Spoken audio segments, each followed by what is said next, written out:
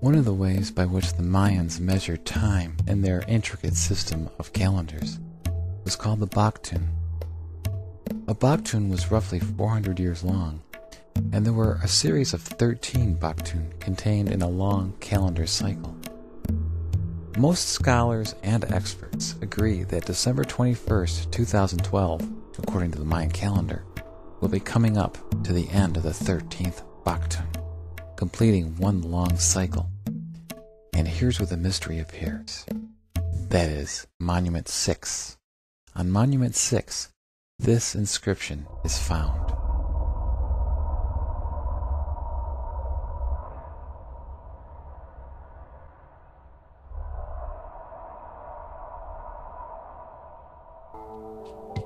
This is the remaining message agreed upon by most Mayan experts. Now, despite the popular stories, there is no mention of any world destruction anywhere in the Mayan inscriptions, nor is there even any apocalyptic concepts found in their mythology. Some popular books on this subject are propagating the idea that this 13th Baktun ends at the exact time that the December 21st sun lines up with the center of the Milky Way, which is touted to cause a massive global cataclysm.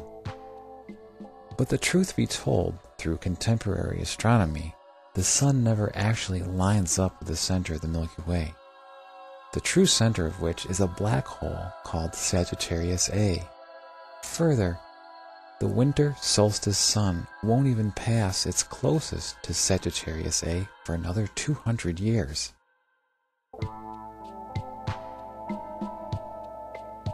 On a personal note, I have to be honest here, and not to exclude forces that we don't understand or imply disrespect to the Mayan culture. I'm just not particularly worried about the return of Bolan Yukti. I mean, color me disinterested, but I simply have no room on my dance card for a mythological deity or an ancient culture. Look at this seriously for a moment. Bolan Yukti wasn't the only Mayan god. There were about 165 different gods in their culture. And in some interpretations of the inscriptions on Monument 6, as many as 9 mythological gods could descend with Bolan Yukti. And really, let's be practical here. If I'm going to give credence to the mythology of Bolan Yukti, then I'm going to have to take also into serious account Hunabku, the maize god, Ixtab, the god of suicide, and of course, Chakolaja, the god of chocolate. And something that seems to be escaping the attention of most people is the fact that there was one thing the Mayans worried about way more than the end of the 13th Baktun, and that was the behavior of the planet Venus.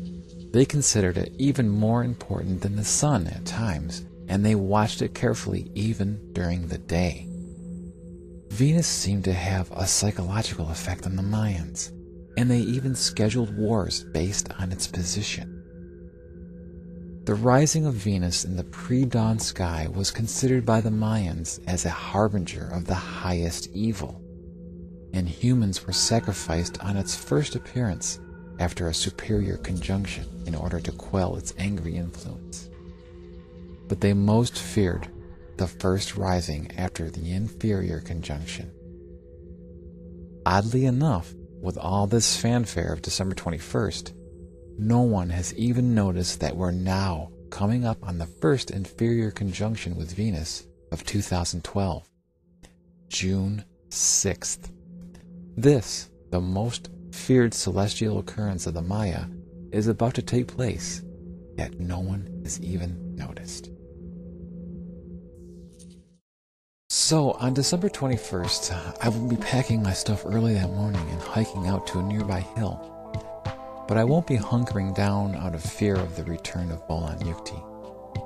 I'll be there to watch the sunrise as it ascends up from the horizon.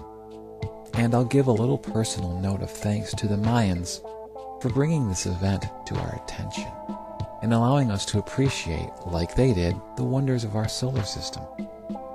Along with that note of thanks, there will be a tiny, forlorn farewell in my heart to the Mayan culture and to the Mayan people. Why? Because as December 21st passes and becomes history, so too will our interest in the Mayans. No longer will we be fascinated with Mayan calendars, Mayan astronomy, or the other wonders that this ancient culture has brought to us. Because for us, they will have already by then served their purpose as just another possible avenue for an apocalyptic dream that we, strangely, seem to cling to.